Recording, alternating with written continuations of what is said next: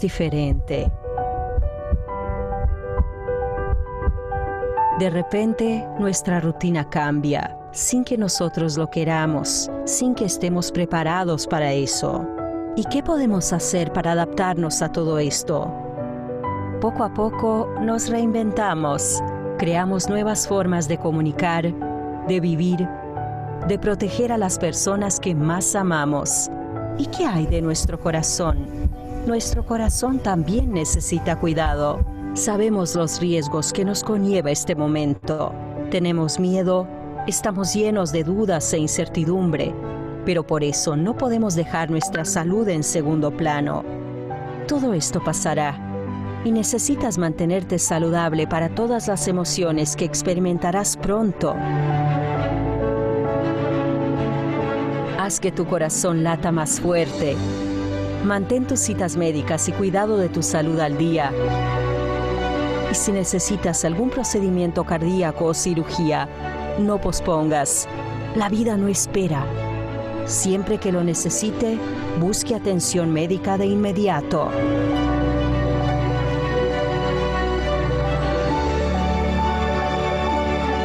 LivaNova. Innovazione e salud che importa.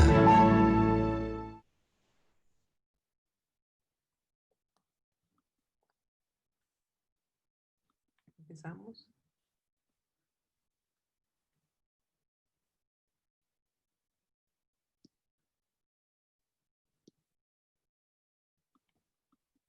Muchas gracias. Los dejo con Estela Huancaviri, la que será moderadora de este webinar Lab. Hola con todos, buenas noches, amigos de Latinoamérica, buenos días, amigos de España. Continuamos preparándonos para presentar el examen y conseguir nuestro Board Latinoamericano de Perfusión al LAB. Igualmente estamos continuando con las conferencias muy enriquecedoras que nos regala el LAB. Y esta noche vamos a presentar un tema muy controversial, muy discutido, relacionado con el manejo de sangre en cirugía cardiovascular. Si bien es cierto, existen 3 factores muy importantes relacionados con el sangrado y la transfusión sanguínea, que es la edad avanzada, la anemia, el índice corporal pequeño, estamos hablando de los pediátricos, las operaciones de emergencia, los tiempos de circulación extracorpórea prolongados.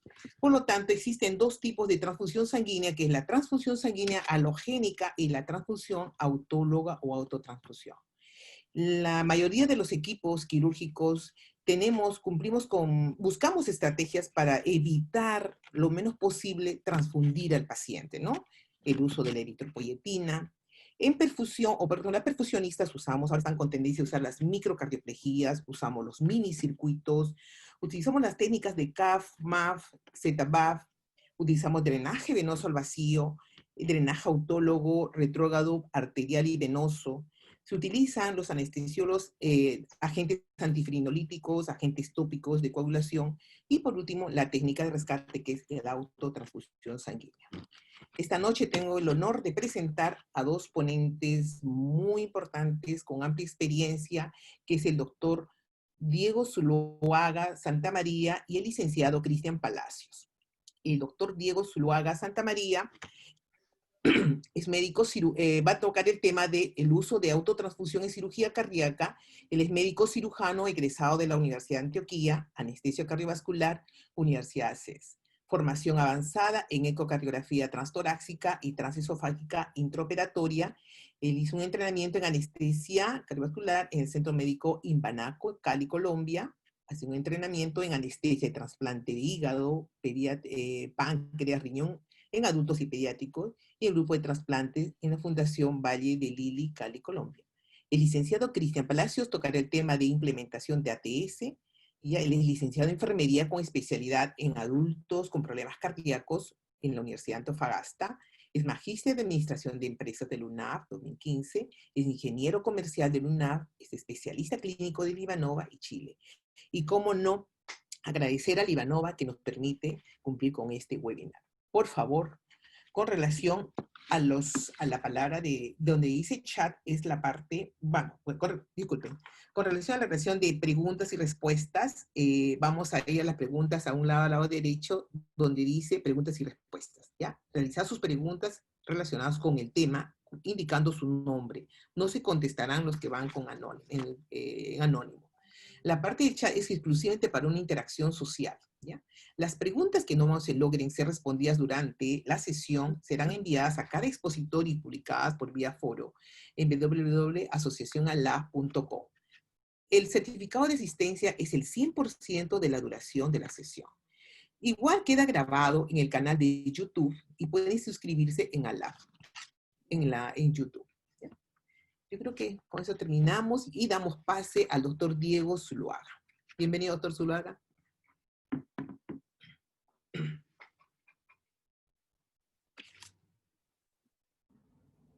No le podemos escuchar, doctor Zuluaga, por favor, ponga su micrófono, lo tiene en silencio.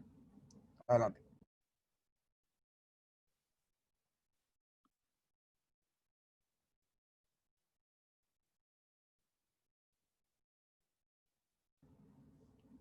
Unos segundos mientras nos conectamos con el doctor Zuluaga. Deme un segundo, por favor. ¿Ahí escuchan? Ya lo escuchamos, muchas gracias. Un segundo.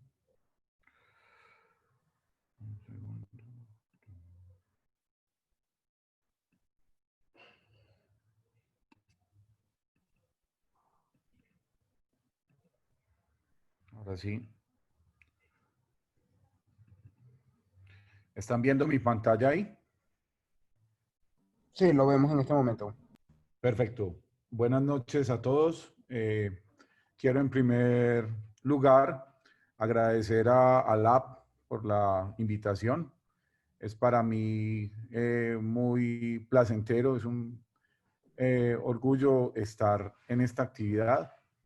Quiero agradecer también a Livanova y a todos los asistentes por compartir parte de su tiempo con nosotros esta tarde, noche. Como bien lo dijo ya Estela, la cirugía cardiovascular siempre ha sido un escenario retador para todo el equipo quirúrgico, cirujano, anestesiólogo, perfusionista, instrumentador quirúrgico y todo el equipo que participa en cualquier cirugía cardíaca se ha enfrentado en numerosas ocasiones a un problema que se llama sangrado. La cirugía cardíaca es uno de los escenarios donde el sangrado siempre ha sido un común denominador y como bien lo dijo Estela, todos los esfuerzos que hacemos diariamente con estos pacientes van encaminados, parte de ellos, a disminuir la cantidad de sangre de banco que usamos en ellos, y esto porque definitivamente pues el sangrado es problemático. No tengo ningún conflicto de interés para este webinar. He sido speaker para varias compañías, todas relacionadas con el tema de sangrado. Ahí en la presentación de pronto faltó decir que durante los últimos 12 años me he dedicado a estudiar y a manejar el sangrado en diferentes escenarios clínicos perioperatorios de alta complejidad. Este es el Hospital General de Viena, un hospital de 1.800 camas, donde con un grupo que tenemos actualmente en Latinoamérica, el grupo Casting, y otras personas, tuvimos la fortuna de realizar un entrenamiento en el programa de PDM, manejo de sangre del paciente, y uno de los escenarios, pues obviamente principales que se tocó en el curso, que tuvo una duración de 8 días, fue el escenario de manejo del sangrado en cirugía cardíaca. Para nadie es un secreto que la transfusión sanguínea de banco o la transfusión halogénica está relacionada con malos desenlaces. ¿Por qué? Porque hay reacciones febriles, TRALI, falla renal, reacciones alérgicas, sobrecarga de volumen asociada a la transfusión, reacciones hemolíticas, enfermedad de injerto contra huésped y una serie de alteraciones que hacen que nuestros pacientes a mayor transfusión tengan mayores malos desenlaces, tanto de morbilidad como de mortalidad. Y la cirugía cardíaca no es la excepción. Los pacientes que en cirugía cardíaca se transfunden más generalmente tienen unos peores desenlaces. Entonces, con todas estas cosas, aquí revisamos en una de las bases de datos en PubMed, tuvimos simplemente buscar los malos desenlaces asociados a cirugía mayor y encontramos 4.454 publicaciones en los últimos 5 años con 325 artículos de revisión. Y pues hay una tendencia en general a una evidencia a favor de un abordaje restrictivo de las transfusiones, y esto se está convirtiendo casi que en un problema de salud pública. Los malos desenlaces asociados a la transfusión en cirugía mayor deben frenarse, y la mejor forma de frenarse, pues obviamente es tratar de utilizar menos sangre de banco. Este es el informe anual, el CHOT, que es realizado en el Reino Unido, y aquí están mostrando los peligros asociados a la transfusión. Este es el informe del año 2017. Ellos tienen un esquema de hemovigilancia bastante competente, muy, muy bien montado, que hace que ellos informen a una base de datos todos los eventos y las reacciones adversas relacionadas con la transfusión. Y hay una cosa que es llamativa. Los errores en la cadena de suministro y administración de componentes sanguíneos son el 85.5% de todos los incidentes reportados. Además de eso, hay obviamente muertes dentro del informe. En ese año hubo 21 muertes asociadas a la transfusión, y después de hacer un análisis por el comité de ese CHOT, lo que se vio era que de esas 21 muertes, el 66%, o sea, 14 de ellas, eran evitables. Esta es una diapositiva cortesía del grupo que nosotros tenemos en Latinoamérica, que se llama el Grupo Casting. El Grupo Casting es un grupo conformado hace 10 años, que tiene un curso bastante interesante, que ya ha sido dictado en muchos países de Latinoamérica, ha sido dictado en Europa, y el año pasado tuvimos la oportunidad de dictarlo por primera vez como curso precongreso del Congreso Americano de Anestesia en Orlando. Aquí también vemos que hay una clara asociación de muchos estudios de la transfusión de eritrocitos empaquetados o glóbulos rojos con malos desenlaces, tanto, como les decía yo, de morbilidad como de mortalidad. Y hay que resaltar una cosa, y es que en la parte infecciosa también hay una asociación de la transfusión con el aumento del número de infecciones graves.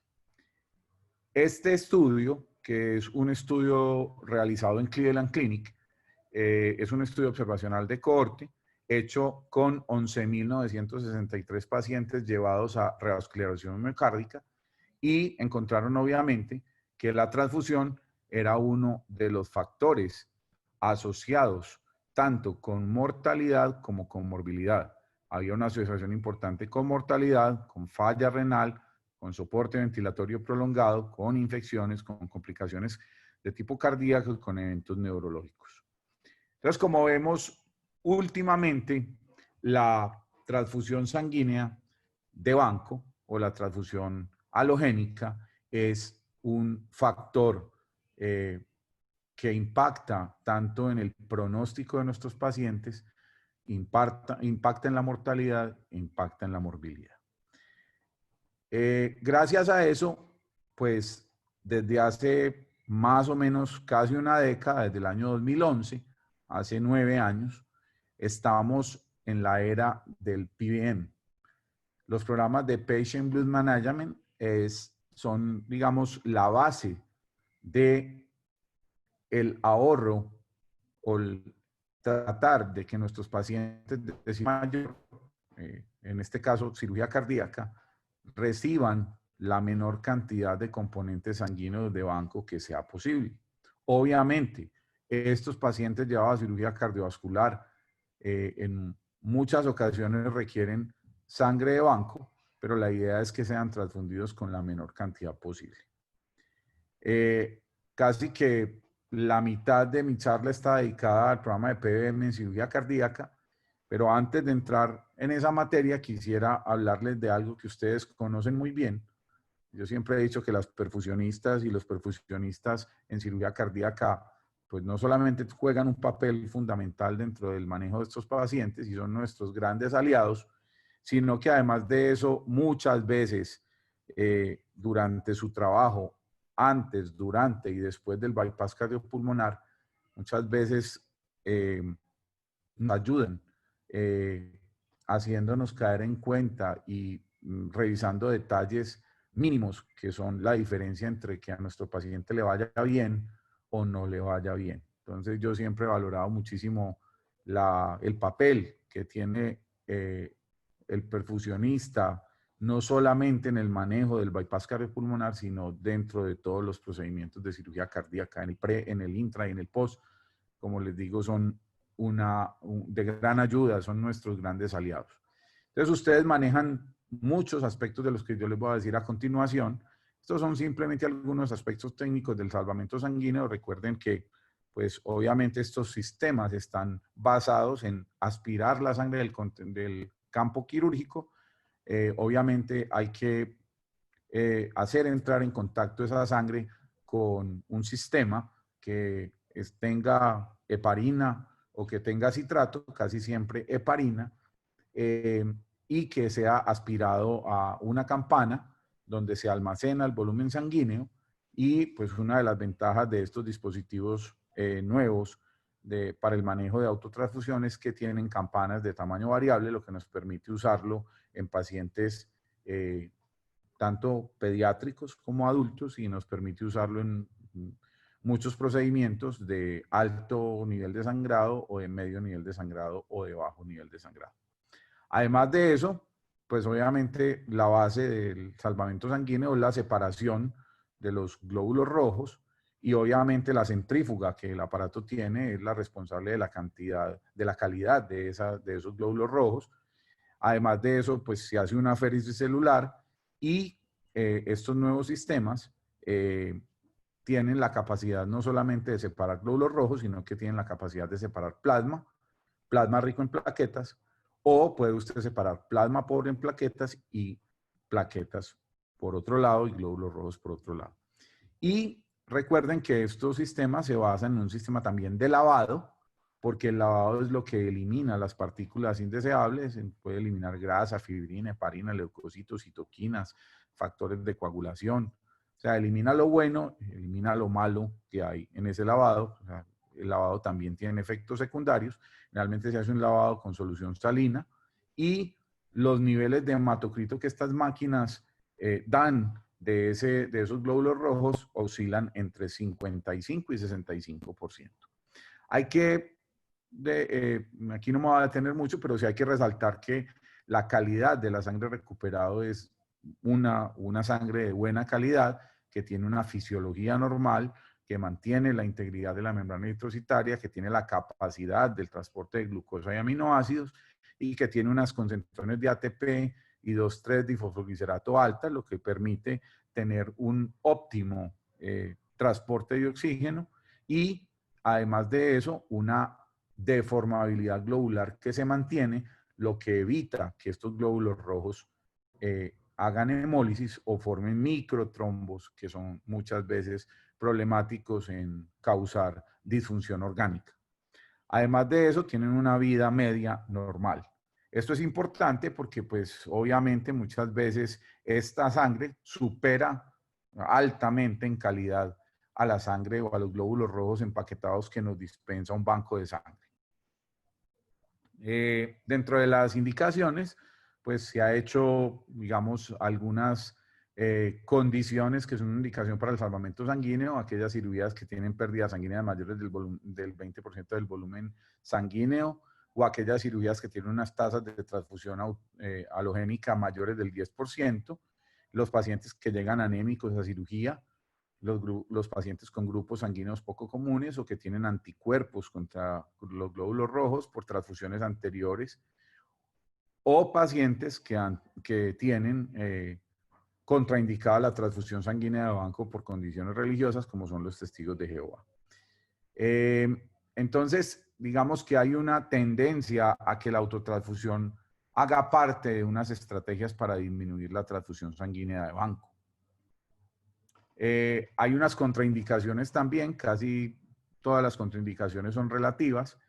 Hay unas contraindicaciones absolutas, como son la contaminación de la sangre. No es el caso de la cirugía cardíaca, a no ser que haya infecciones severas en el mediastino, pero normalmente la sangre de la cirugía cardiovascular usualmente no está contaminada, o si tiene contaminación, es una contaminación que va a ceder fácilmente al lavado. Y lo otro son los pacientes que tienen anemia de células falciformes, ya que pues, estos pacientes tienen unos glóbulos rojos supremamente vulnerables que no, digamos, son capaces de tolerar el estrés normal de todo el proceso de autotransfusión en el procesamiento de los mismos por medio de los sistemas de autotransfusión. Y como contraindicaciones relativas, la presencia de líquido amniótico, la presencia de células tumorales y la contaminación bacteriana. Hay que resaltar que en estos contraindicaciones, los sistemas de doble lavado, la adición de filtros de leucocitadores y los protocolos que tienen estos nuevos sistemas hace que sean muy confiables en varios escenarios de estos.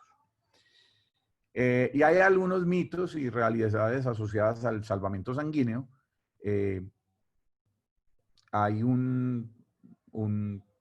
una creencia en que todos estos pacientes que son sometidos a autotransfusión van a presentar coagulopatía dilucional y hemodilución. Eso es una verdad a medias, ya que esta coagulopatía dilucional y hemodilución se presenta cuando se usan altos volúmenes. Las revisiones, algunos dicen que son volúmenes mayores de 1000, otros dicen mayores de 1500, algunas revisiones más antiguas decían que mayores de 2000. Pero el límite está entre los 1000 y los 1500 sin que la literatura se haya puesto de acuerdo todavía en eso. Pero si uno evita usar esos volúmenes tan altos de autotransfusión, pues va a evitar el problema de la coagulopatía dilucional, y lo otro es que el paciente debe estar monitorizado con test viscoelásticos, bien sea tromboelastografía o Rotem. El efecto residual de heparina, este sí es un mito, ya que el salvador de células remueve gran cantidad de la heparina, y lo otro es que la heparina residual es más o menos de 0.013 unidades por cada mililitro de sangre operado. Entonces, si nosotros tenemos en cuenta los volúmenes que usualmente se recuperan, pues esta cantidad de heparina sería una cantidad de heparina despreciable. La remoción de bacterias es un arma que funciona contra la contaminación bacteriana, ya que el lavado remueve las bacterias y el uso de filtros también ayuda en este sentido. Y la hemólisis es una cosa que se puede presentar si la fuerza de succión de la máquina es muy alta. Nosotros usualmente usamos, los nuevos sistemas usan succiones por debajo de 150 milímetros de mercurio y tienen protocolos distintos para los posoperatorios, que es una herramienta muy importante en cirugía cardíaca, donde la succión solamente va a tener menos 50 milímetros de mercurio. Estos protocolos están diseñados especialmente para la succión en el posoperatorio del drenaje de los tubos del mediastino en la unidad de cuidado intensivo.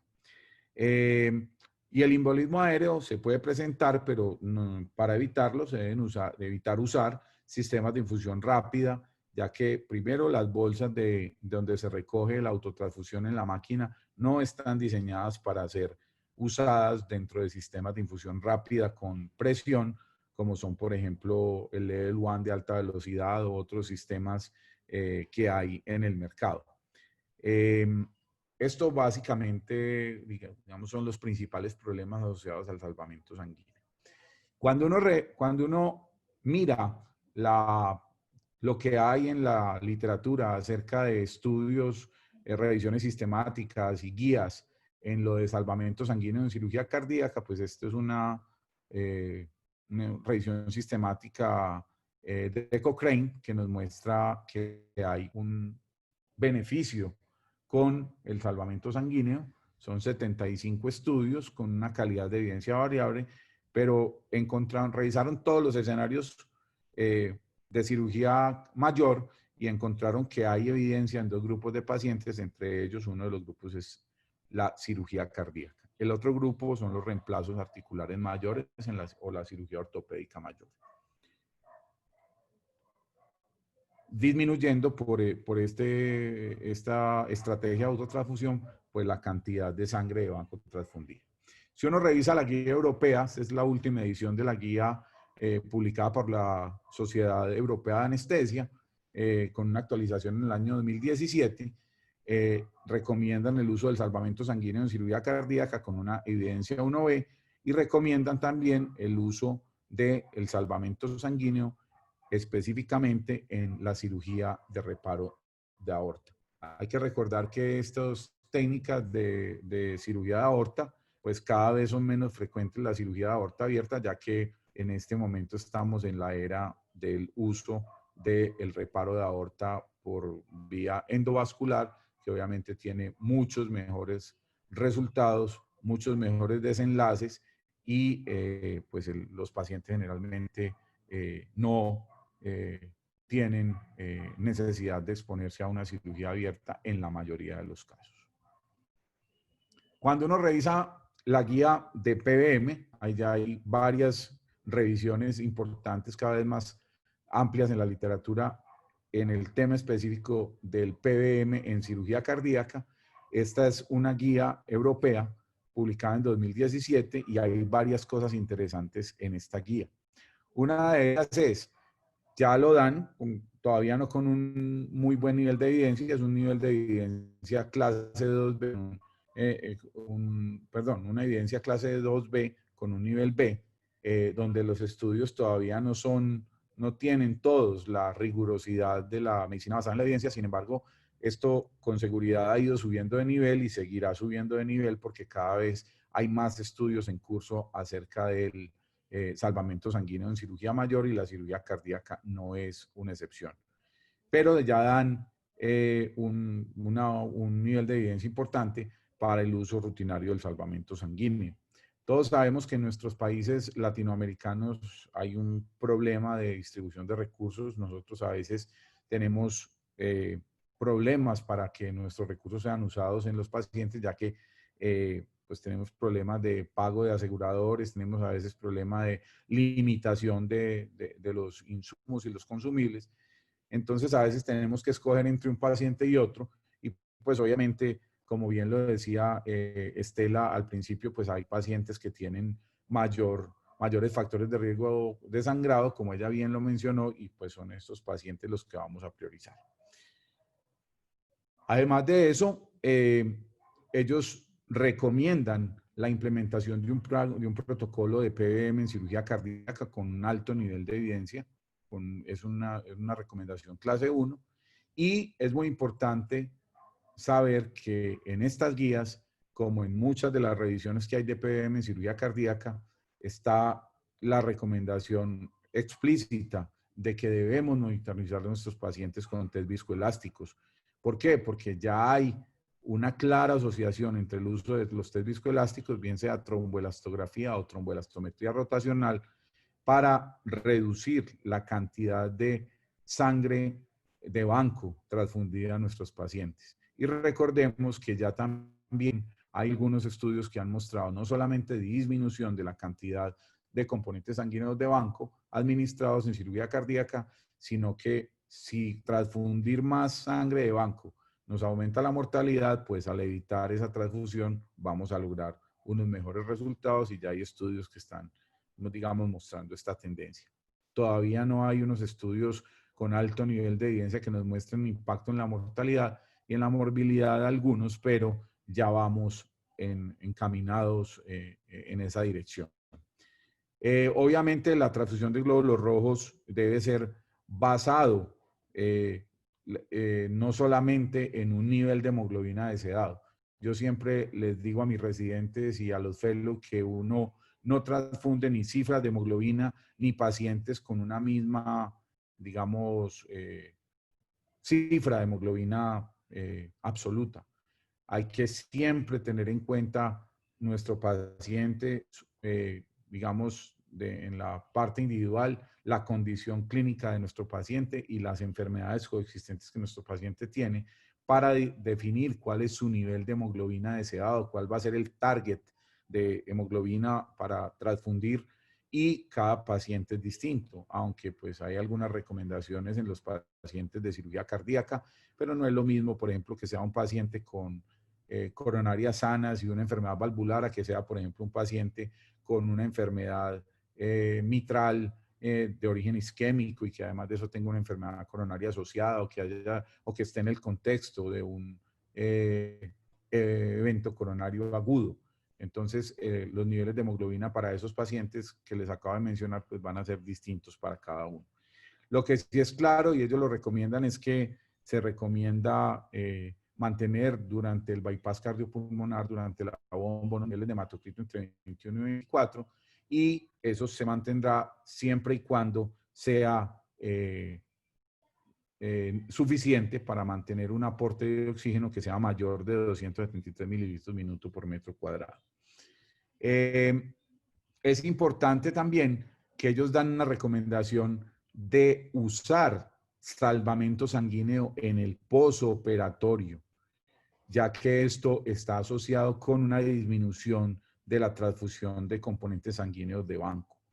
Eso es muy importante. Ellos dicen que disminuye un 15.6% la exposición a componentes sanguíneos de banco, y que aunque el promedio de ahorro sanguíneo es 1 unidad de glóbulos rojos, hoy sabemos que cualquier disminución en la cantidad de componentes sanguíneos administrados tiene un impacto muy importante en la disminución de morbilidad y mortalidad de estos pacientes. Entonces ellos recomiendan que todo paciente que durante el posoperatorio de cirugía cardíaca presente sangrado en esta etapa sea sometido a salvamento sanguíneo posoperatorio con un sistema de autotransfusión pues, disponible, que ojalá sea un sistema de última generación que nos permite una calidad de glóbulos rojos mucho mayor. Y cuando uno revisa la guía específica de bypass cardiopulmonar de esta misma sociedad, que fue publicada el año pasado, pues lo primero es que le dicen, vea, si usted quiere saber cómo se maneja la parte de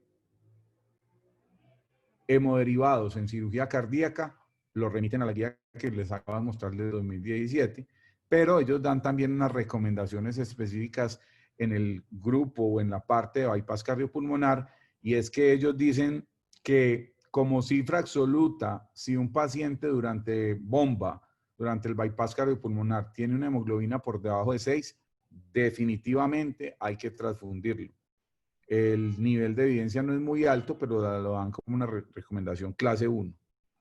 Para pacientes que tengan hematocritos entre 18 y 24, que corresponden más o menos a hemoglobinas entre 6 y 8, ellos dicen que no debe ser basada la transfusión en una cifra de hemoglobina absoluta, sino que se debe tener en cuenta los niveles de oxigenación tisular del paciente.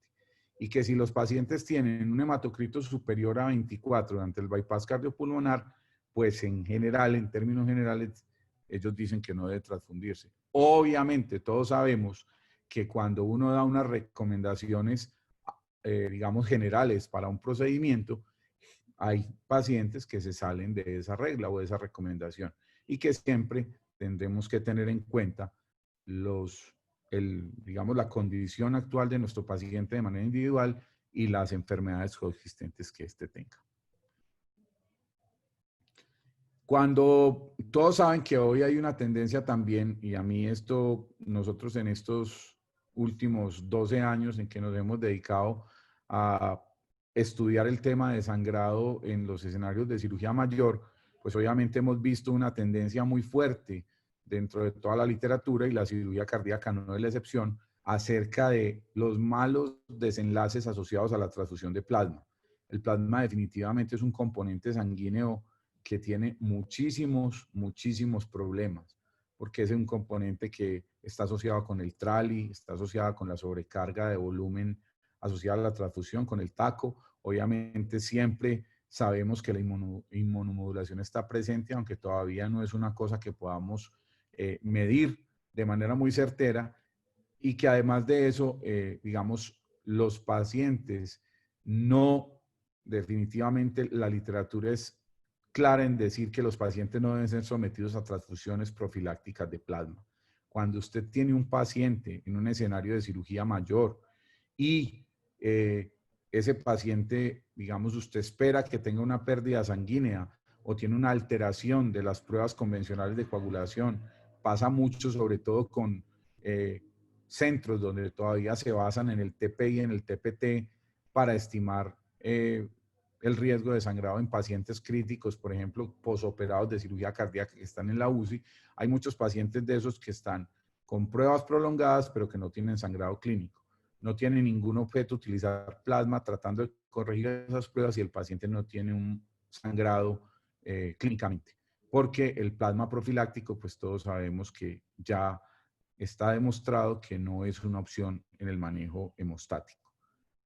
Y además de eso, todos nos hemos visto enfrentados al paciente que tiene una deficiencia de antitrombina y que pues a veces hay que administrarle plasma porque no hay disponibilidad de concentrado de antitrombina.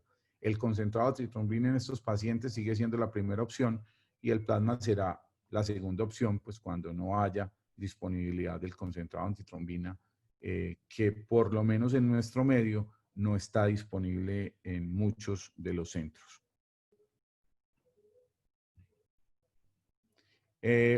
Una vez más, las recomendaciones de la guía dicen que se deben usar los test viscoelásticos y que se deben realizar algoritmos institucionales de transfusión basados en ellos para disminuir la transfusión halogénica. Y otra de las estrategias, que esa la conocen mucho mejor ustedes que yo, es obviamente la reinfusión del volumen residual del bypass cardiopulmonar para disminuir también las transfusiones halogénicas. Bueno, en esta última parte de nuestro webinar, de mi participación en este webinar, les quiero hablar específicamente del programa de PBM.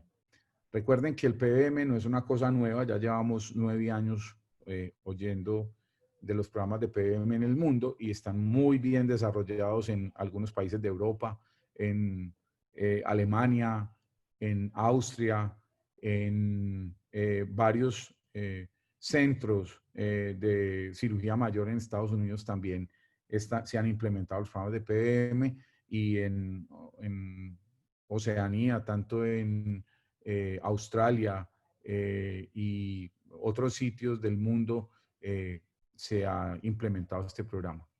Este programa, ¿por qué nació? Se dieron cuenta de que había una triada que era fundamental para el desastre cuando usted tenía un paciente sometido a cirugía mayor, y la cirugía cardíaca no es una excepción.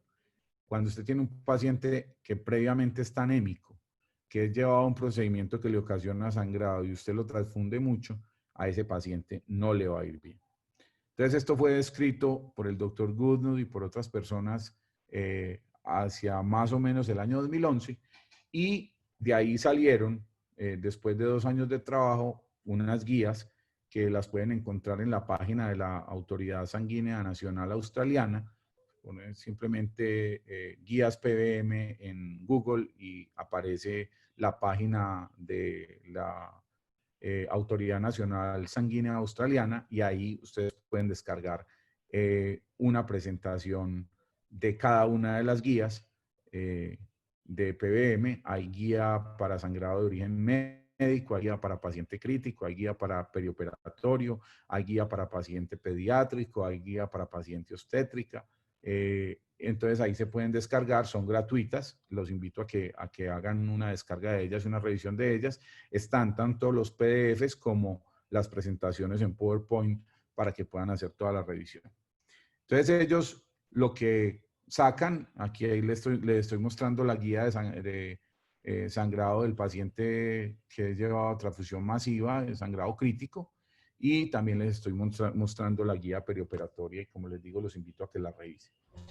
Entonces, en el año 2011, ellos hacen un lanzamiento del programa Y en el año 2013, la Organización Mundial de la Salud la escoge como la estrategia ideal para el manejo de sangre del paciente.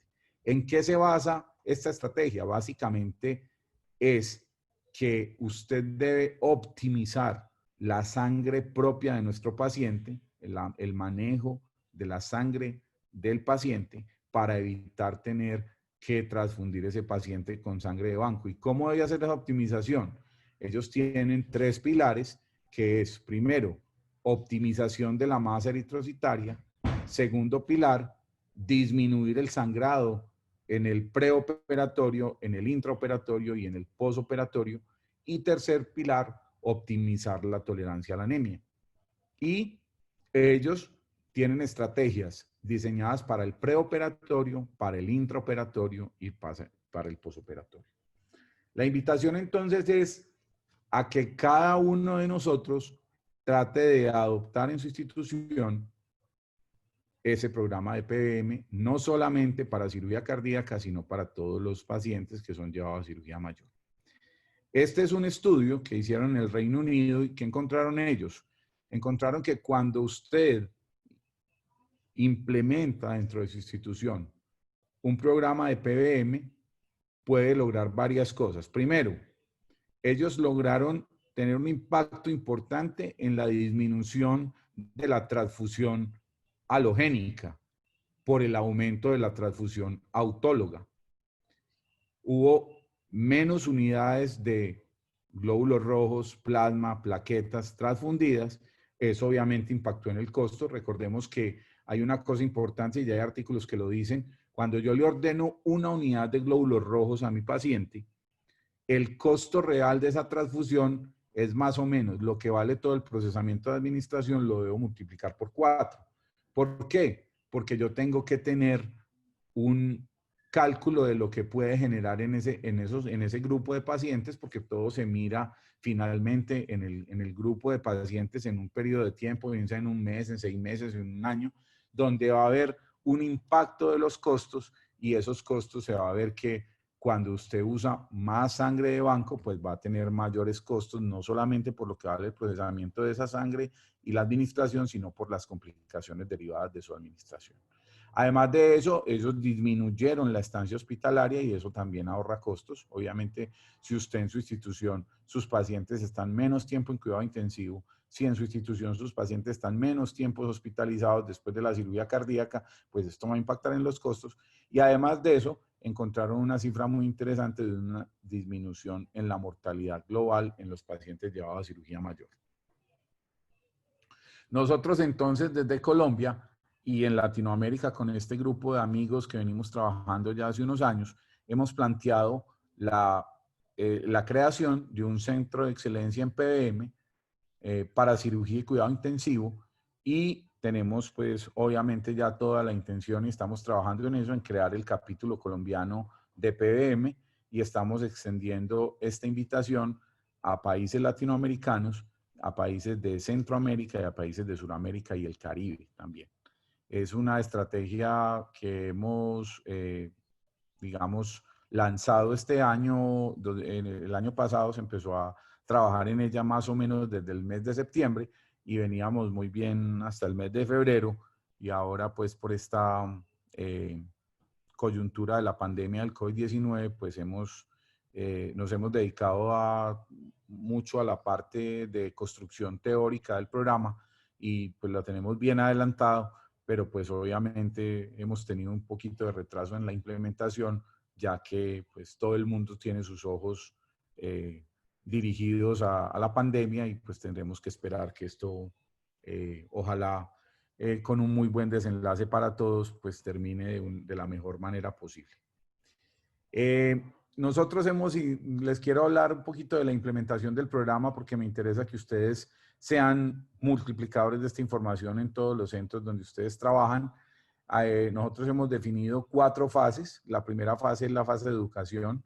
Nosotros pensamos que es la fase más importante. O sea, usted tiene que enseñarle a la gente a que adopte el programa, pero tiene que mostrarle toda la base teórica del programa para que las personas lo entiendan, para que las personas lo interioricen y para que las personas miren todo lo que hay, digamos, en la parte teórica y en la parte de todo lo que son capacitación previa por medio de lectura previa. Nosotros estamos diseñando un manual para que esta estrategia llegue a cada una de las personas que quieran certificarse en PBM, y el programa está diseñado tanto en una primera parte para personal asistencial, que son pues personas que trabajan o que están en contacto con pacientes con sangrado. Obviamente pues no será la excepción el grupo de perfusión, ya que juegan un papel activo en el manejo del sangrado en el paciente que lleva cirugía cardíaca. Obviamente esto va dirigido a anestesiólogos, cirujanos, perfusionistas, personas que trabajan en cuidado intensivo, otras especialidades quirúrgicas que hacen cirugía mayor, como cirujanos oncólogos, ortopedistas, cirujanos de trauma, personas que trabajan en trasplantes, en fin, todos aquellos escenarios de cirugía mayor. Y la idea es tener un manual para esa persona, luego módulos teóricos que se pueden hacer de manera presencial o de manera online, y estamos diseñando también unos módulos prácticos que pues lo que nos interesaría sería que la gente lo hiciera de manera presencial, porque nos parece que el contacto con grupos pequeños de personas pues también sería muy importante para el desarrollo de esta estrategia. Obviamente también en una segunda parte estamos pensando no solamente en certificar personas, sino que sería muy interesante también poder acercarnos a instituciones hospitalarias para hacer una implementación completa del programa y servir de facilitadores en ese proceso. La segunda fase del programa, ya cuando usted tiene digamos, una base teórica hecha, cuando la gente está formada y ha recibido toda la capacitación necesaria, pues obviamente en su institución hay que hacer una revisión de las guías internacionales de PBM. En este caso existen ya guías como las que le mostré para PBM en cirugía cardíaca y así para los otros escenarios. Y también nos parece muy importante que en nuestros países, en cada una de sus instituciones, se haga un inventario de los recursos propios, ya que esos programas de PBM requieren un inventario de unos recursos propios que haya para saber qué tenemos y qué nos falta. Y a la vez sería muy importante, ya después de contar con los recursos, conseguir pues los recursos que nos hagan falta para la implementación del programa, elaborar unas guías propias que estén, digamos, adecuadas, que estén articuladas con esos recursos que nuestra institución tiene. ¿Por qué? Obviamente todos sabemos que en las instituciones hay diferencia de la cantidad de recursos de que se dispone. Hay unas instituciones que disponen de más recursos y unas instituciones que requieren de menos recursos, aunque hay unos recursos que son básicos tenerlos para el programa, pero obviamente cada institución elaborará una guía de acuerdo a sus propias necesidades y a lo que tiene. Y la implementación del programa tiene, digamos, algunos pilares, como son, uno de los más importantes es contar con la implementación de una clínica de anemia preoperatoria. Uno de los problemas graves que tenemos, y eso pasa en cirugía cardíaca, es que nuestros pacientes llegan anémicos en el preoperatorio.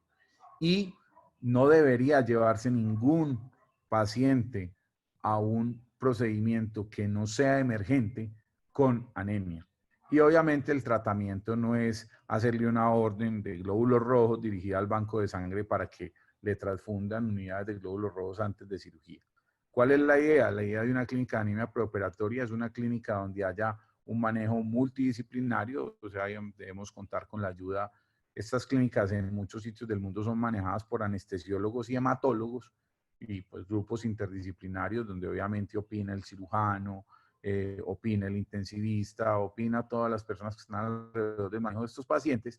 Entonces lo que se hace es un estudio de dos cosas, un estudio de la parte de anemia crónica, a ver si el paciente es candidato a recibir eritropoyetina o otro tipo de estimulador.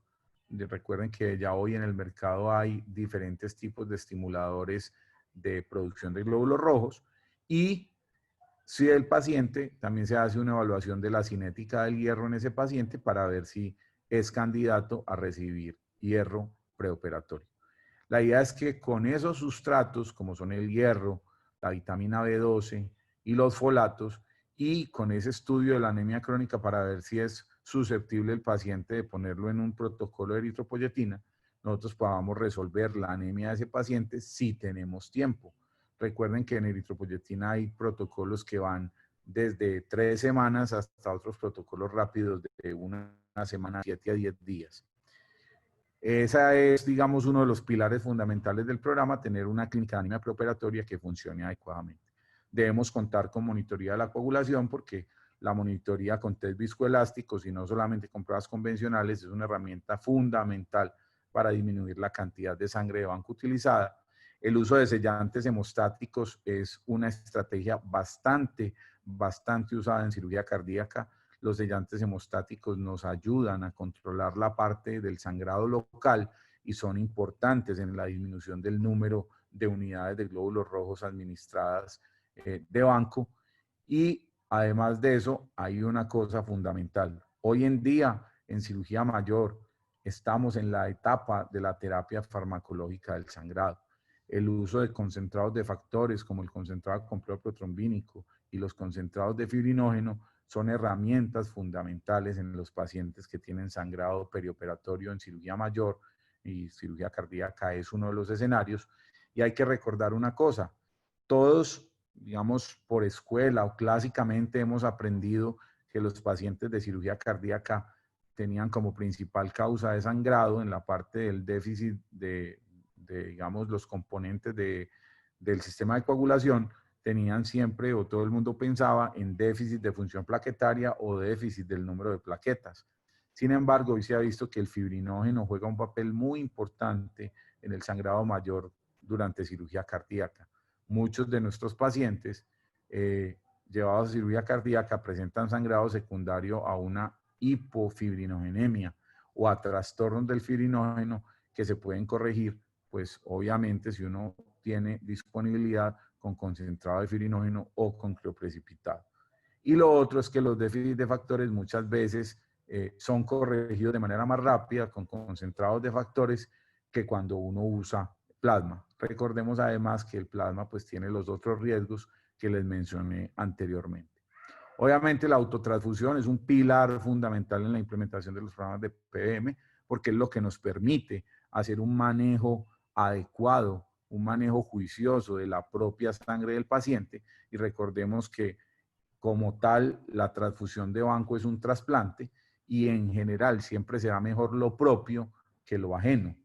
Entonces, como digo yo, en trasplantes siempre será mejor un órgano que sea propio que un órgano trasplantado. Obviamente hay pacientes que hay que llevarlos a trasplante, pero lo mismo es con la sangre. La sangre es un trasplante y pues siempre será mejor conservar nuestra propia sangre. Cuando digo eso me refiero a la sangre del paciente y por eso la autotransfusión es una buena herramienta. Y obviamente pues tenemos que tener un banco de sangre que es parte de esa estrategia, ya que algunos de los pacientes irremediablemente tendrán que recibir alguna cantidad, ojalá la menor posible, de glóbulos rojos de banco, de plasma o de plaquetas o de crioprecipitado y por lo tanto pues debemos contar con un banco de sangre que funcione de manera eficiente, teniendo en cuenta que la idea es ponerle lo menor posible al paciente.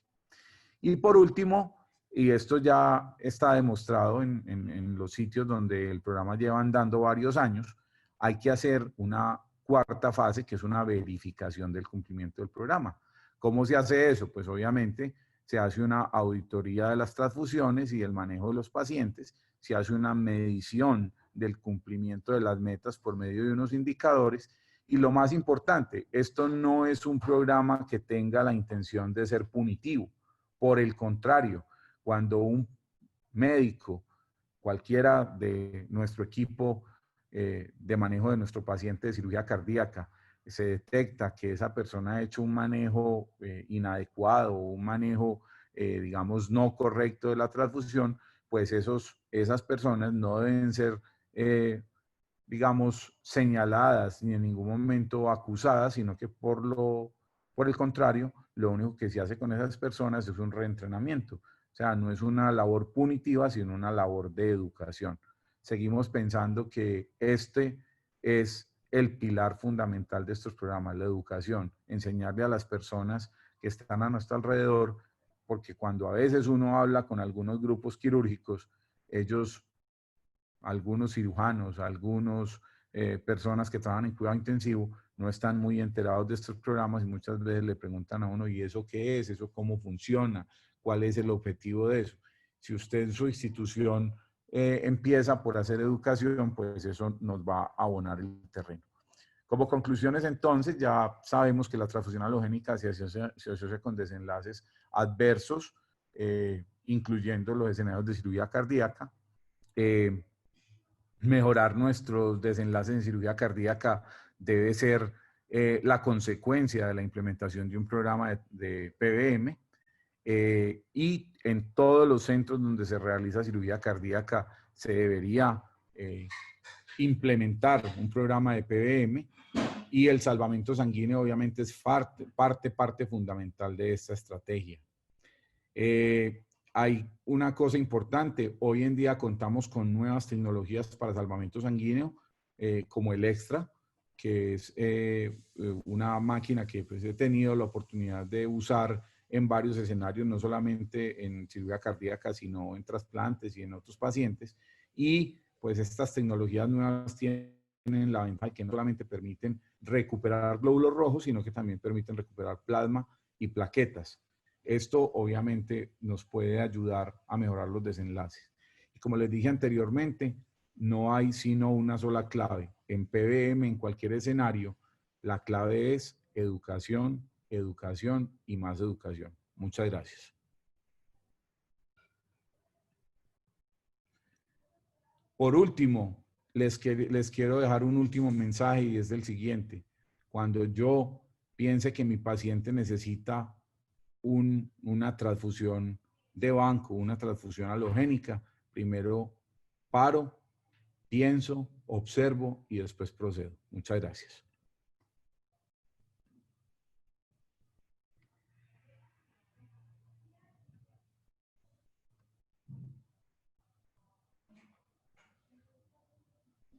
Estela, abre tu micrófono. Ya pedí. Muchas gracias, doctor Zuluaga. Ha sido una exposición muy, muy interesante. Continuamos con Cristian. Hola, Cristian. Gracias, Estela.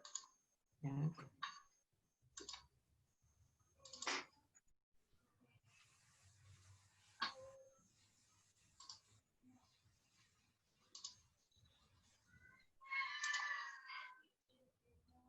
¿Pueden ver la pantalla? Sí, ahí vemos su pantalla. Ya. Buenas noches, gracias a todos los presentes. Yo a continuación describiré y hablaré en relación a nuestro sistema o máquina de autotransfusión Extra.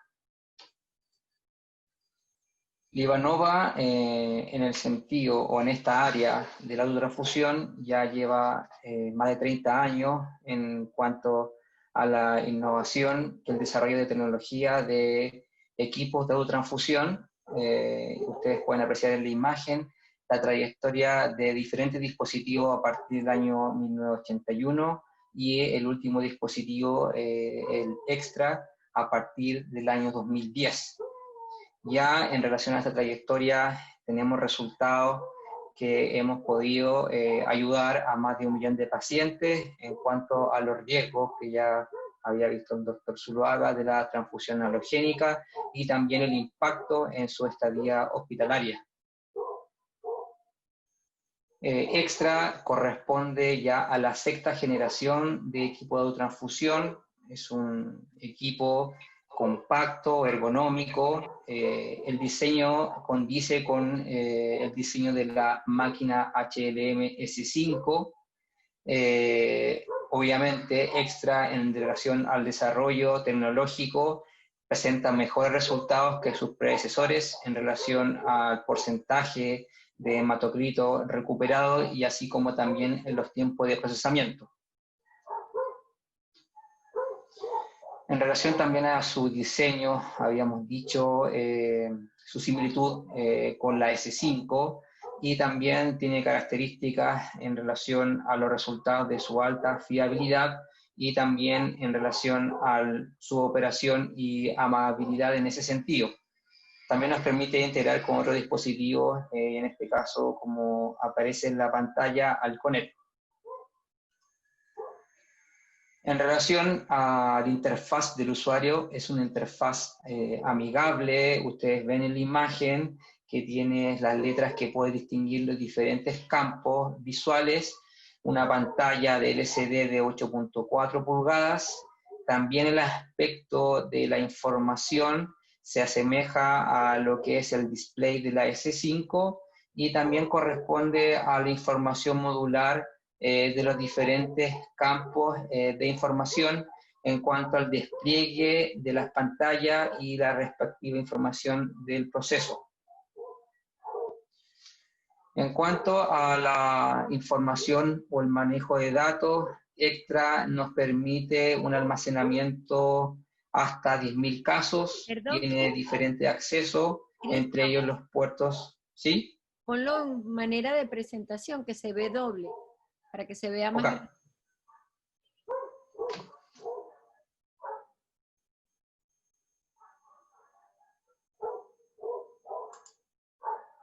¿Se ve doble también? Sí.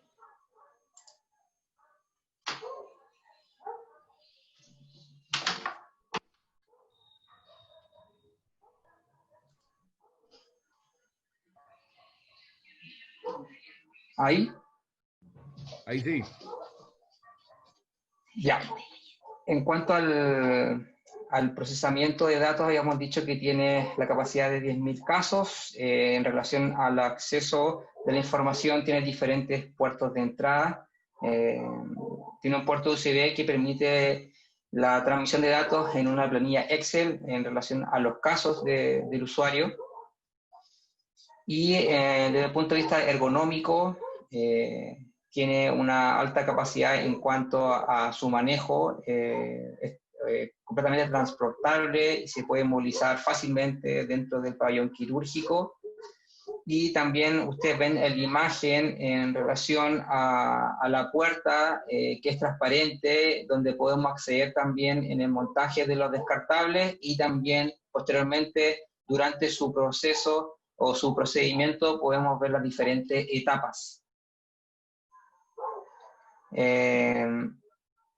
Este sistema también, además del hardware, obviamente necesitamos equipos o partes descartables que van a corresponder tanto a un conjunto de colección como también a un conjunto que va a tener el proceso de lavado, entre ellos la campana que va a hacer el procedimiento de la separación y lavado.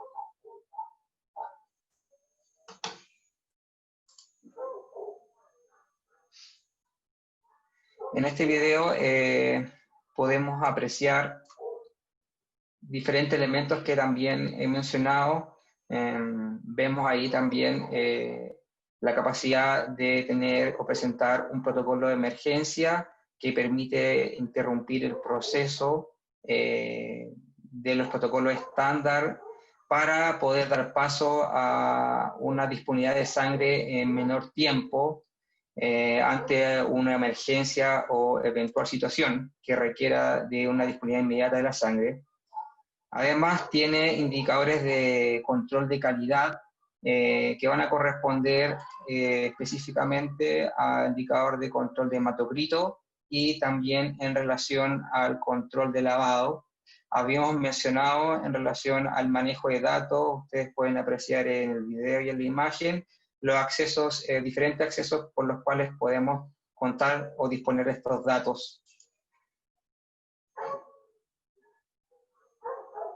Además de los protocolos intraoperatorios, también cuenta con protocolos preoperatorios. En este sentido, ahí la imagen corresponde o hace referencia al protocolo preoperatorio de secuestro de plaquetas.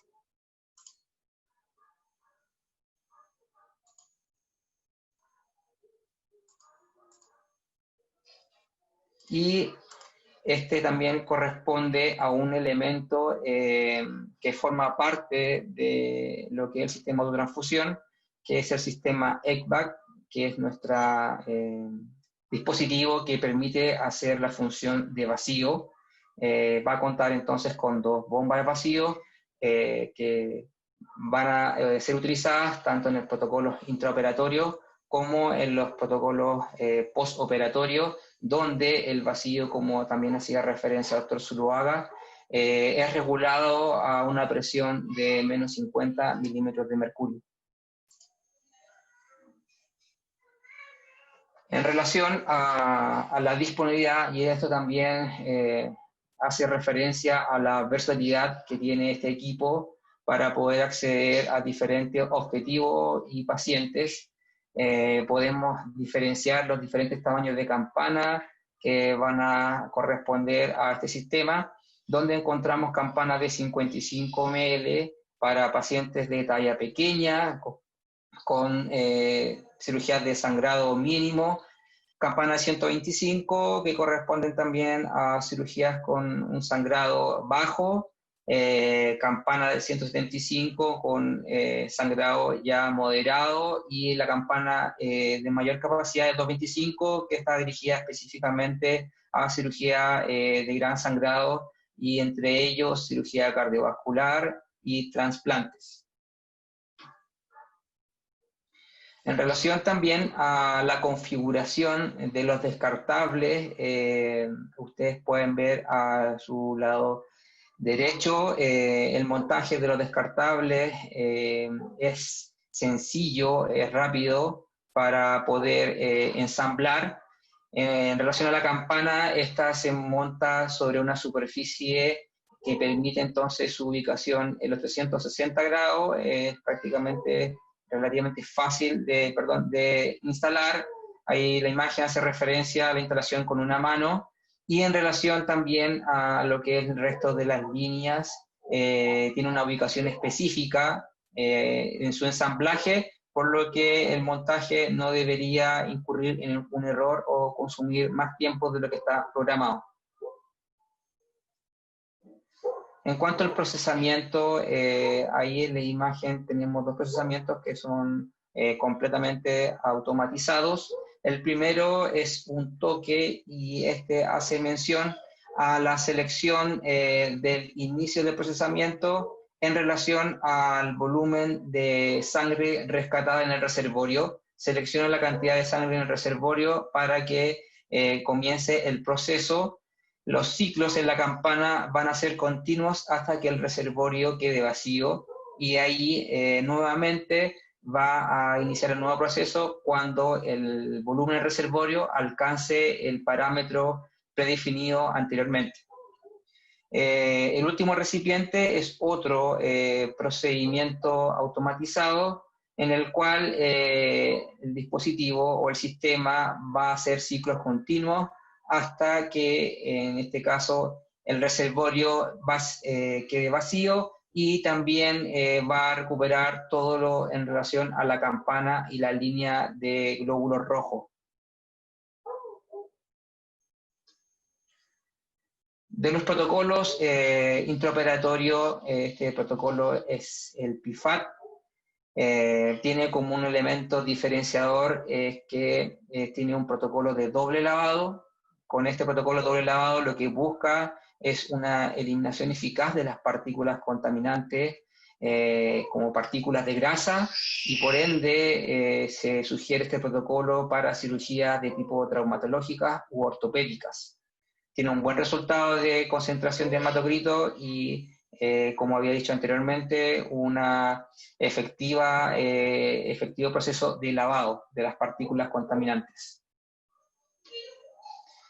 La imagen corresponde a los diferentes tipos de descartables que podemos contar, y también con los accesorios que permiten también el protocolo, como en este caso el protocolo preoperatorio, como secuestro de plasma y plaquetas. En relación al reservorio, tiene una capacidad de 4 litros, tiene un filtro incorporado de 40 micras, y también tiene diferentes puertos de acceso. Ahí en la imagen ustedes pueden apreciar los conectores de color naranjo, van a corresponder los 3 de líneas de 1/4 y 3/8 en el centro. Vamos a contar también con válvulas de seguridad y también el acceso de aspiración como la línea de vacío. En relación al set o al conjunto de recipientes,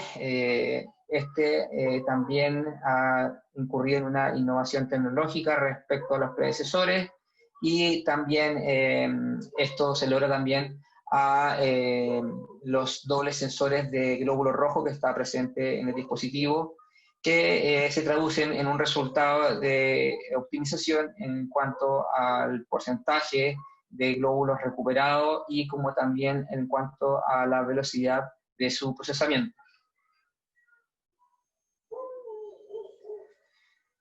En relación a los beneficios que tiene el uso de esta máquina de autotransfusión, vemos que puede favorecer en cuanto a la incidencia de afecciones renales agudas, que son secundarias también a transfusiones homólogas, y también obviamente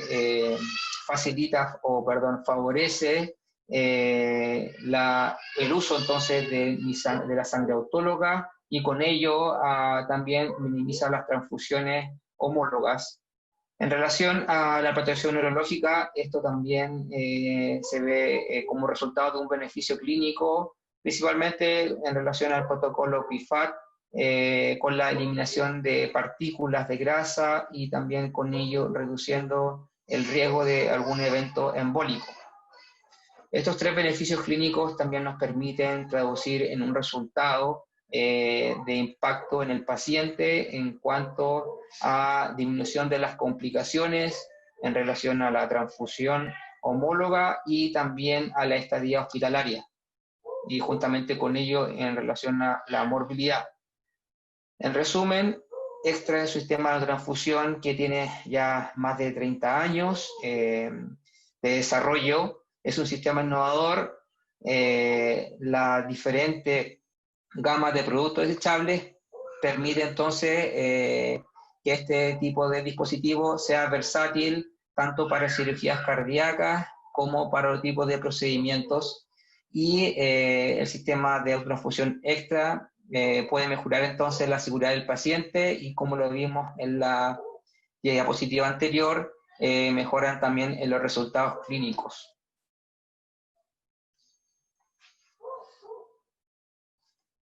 Muchas gracias.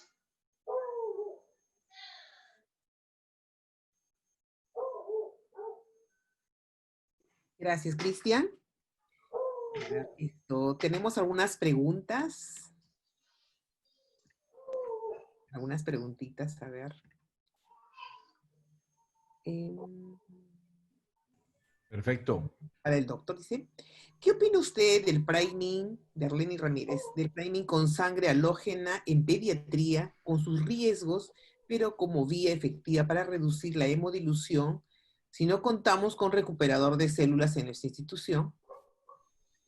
Pues a ver, definitivamente hay una cosa, y es que pues lo ideal sería tener salvador de células, ¿sí?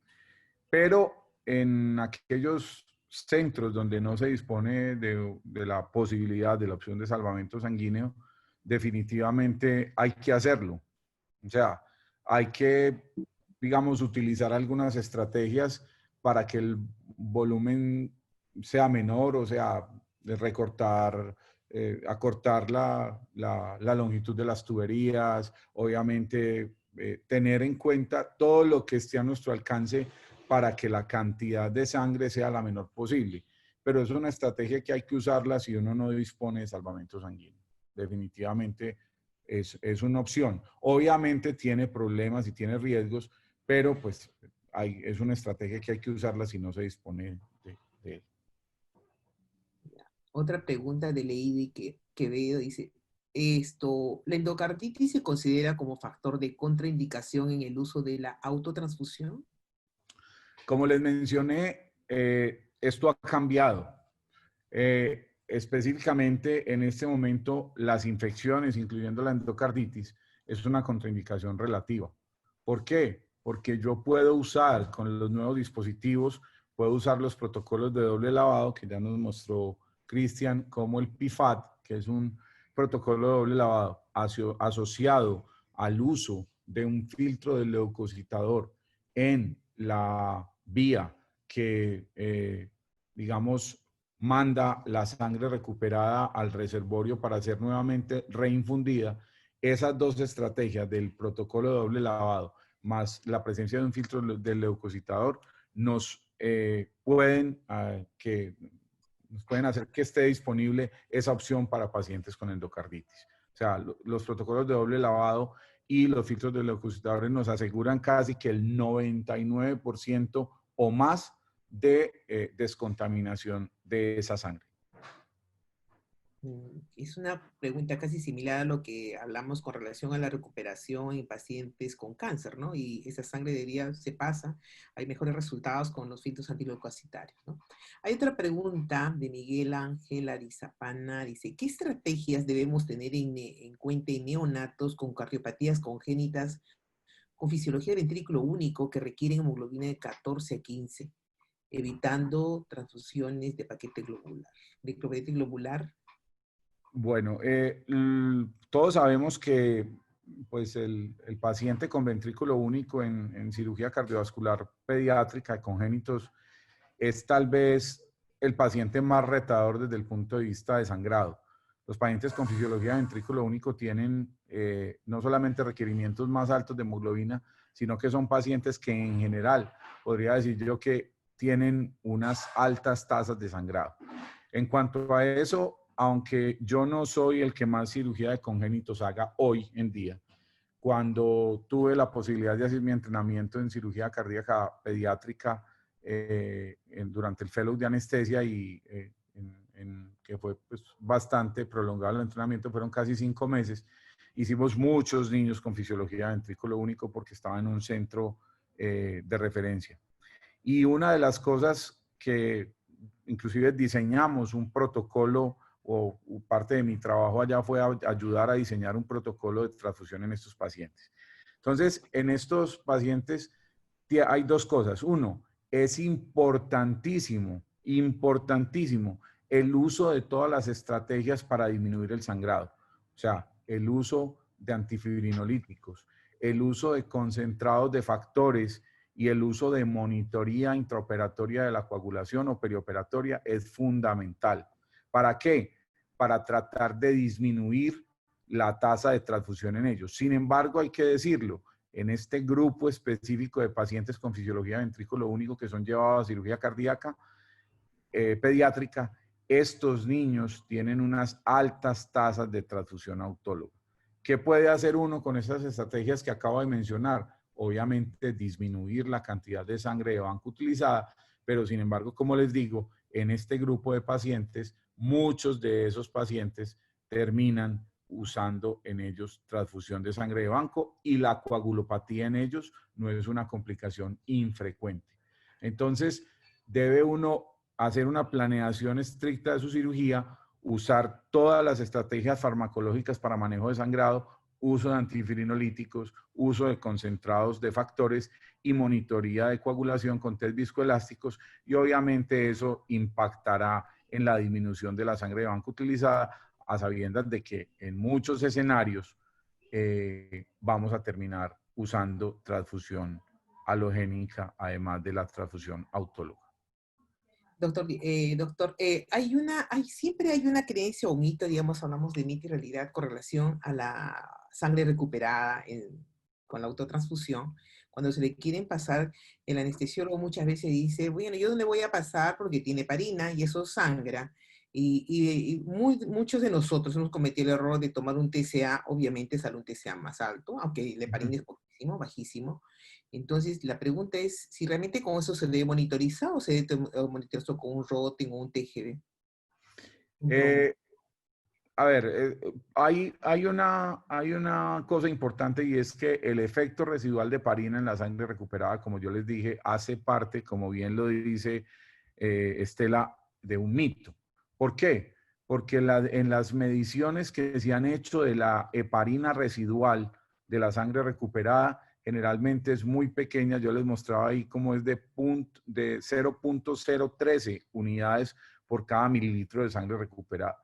O O sea, realmente el efecto de heparina, cuando usted multiplica la cantidad de sangre recuperada por la cantidad de heparina que hay en cada mililitro, la cantidad de heparina que total residual es baja. Entonces, muchas veces es una falsa creencia de muchos de nosotros pensar que esa sangre va a tener mucha heparina residual y que esto va a influir en el resultado o en la posibilidad de una mayor incidencia de coagulopatía.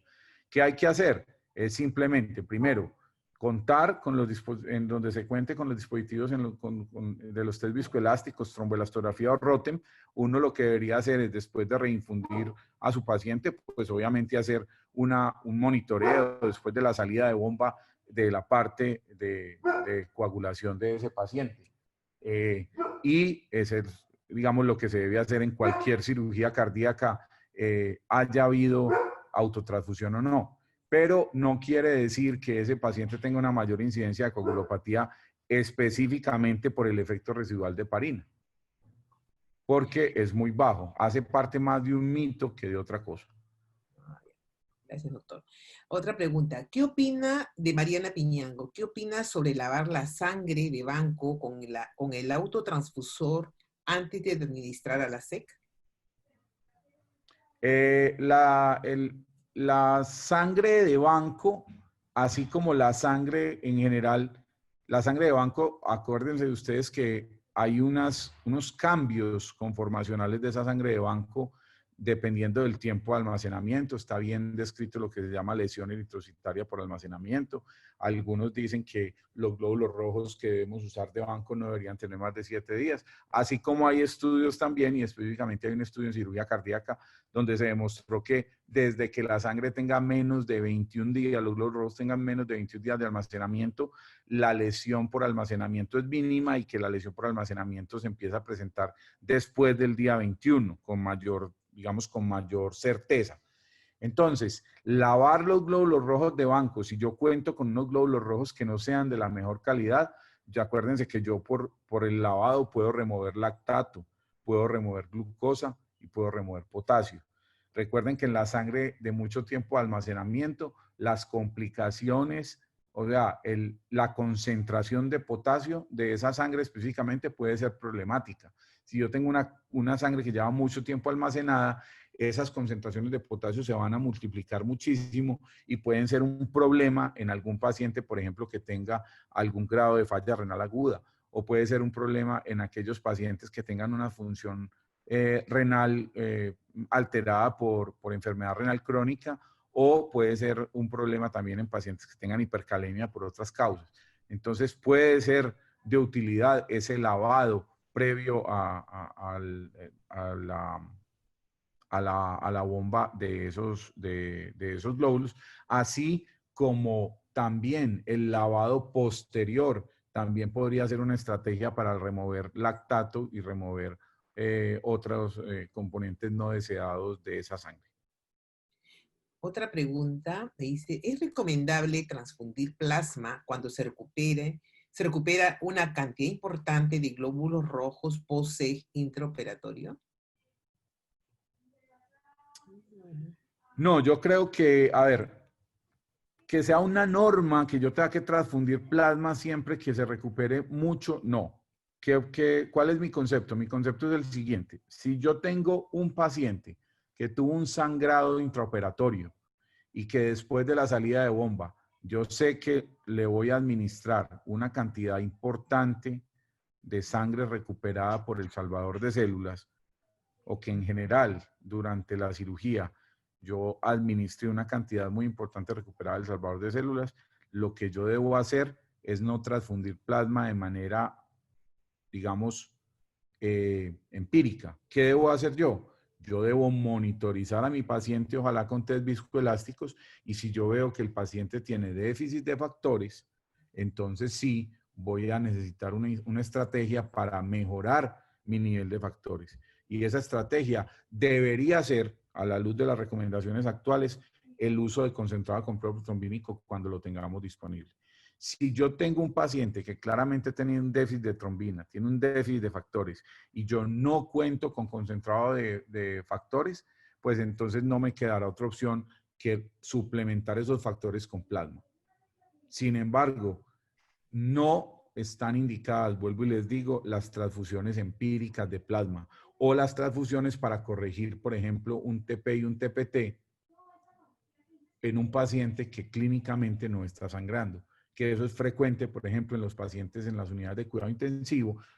Algunos intensivistas lo que están buscando es llevar un TP a un resultado normal, y muchas veces esos pacientes uno ve y no están sangrando. Ahora, lo que se ha demostrado, por ejemplo, con el TP y TPT y con la administración de plasma, es que usted corrige temporalmente eso, pero que 4 horas después el paciente vuelve a tener el mismo TP. Y muchas veces ni siquiera está sangrando, es un paciente que no tiene sangrado, que está seco, pero que tiene un TP alterado y lo que quieren es corregir un número más que corregir la condición clínica de un paciente.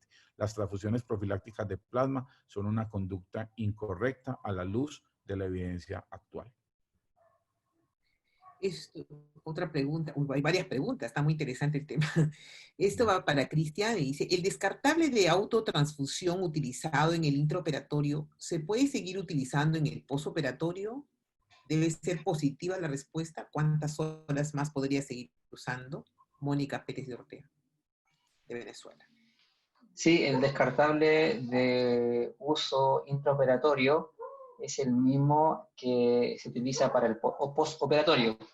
En relación al uso de este dispositivo, la selección entonces del protocolo, lo que hace el sistema tiene relación también con el dispositivo de vacío, donde el vacío baja entonces a menos 50 milímetros de mercurio, y eso se entiende porque ya no estamos haciendo el efecto de aspiración en una cavidad abierta, sino que en una cerrada. Y en cuanto al tiempo válido de su uso, eso va a corresponder a los protocolos de cada institución en cuanto al manejo de reservorios. Gracias, gracias Cristian. Marilú Vázquez de Perú, hay una pregunta para el doctor Diego, o para los dos puede ser esto, el uso de la recuperada sanguíneo en una prostatectomía o nefrectomía, si hubiese lesión de uréteres y hay una filtración de orina, se aspira sangre con orina, ¿qué precauciones debería tomar? ¿O simplemente lo cancelo o continúo con la recuperadora?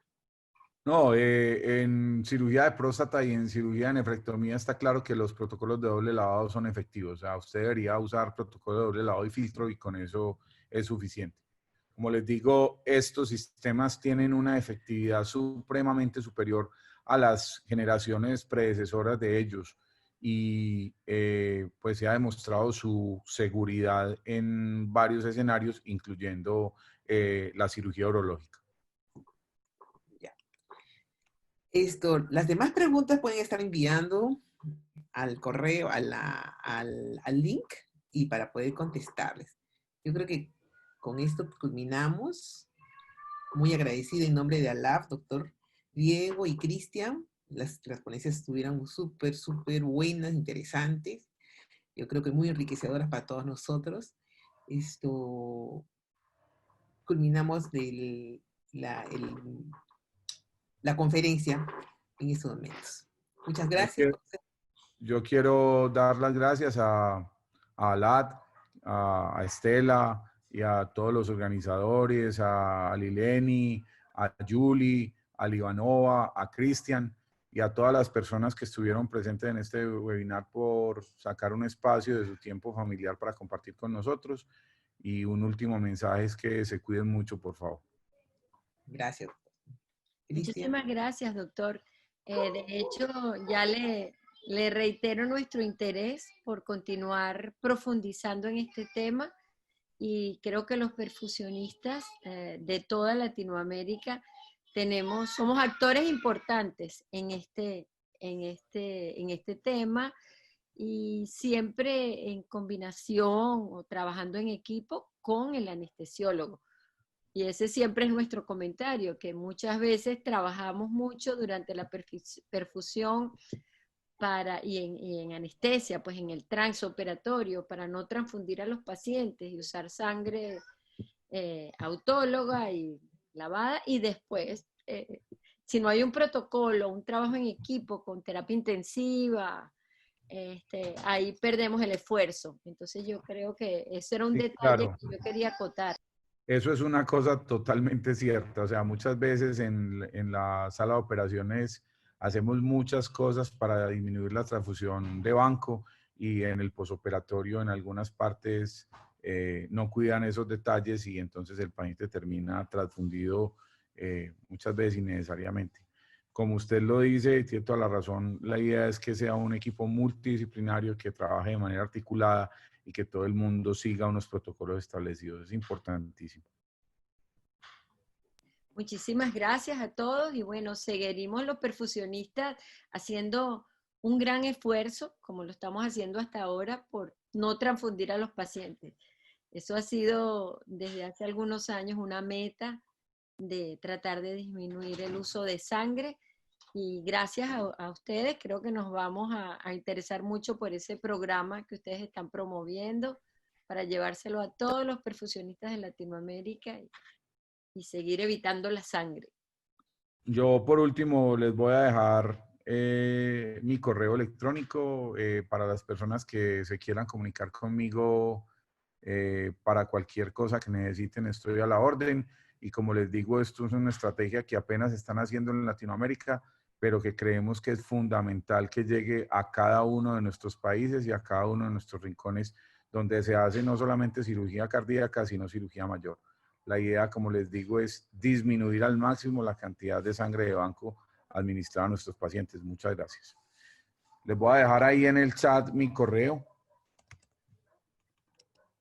Es mi nombre completo, Diego Zuluaga Santamaría, @gmail.com. Si cualquier persona tiene cualquier inquietud o cualquier comentario, no dude en escribirme.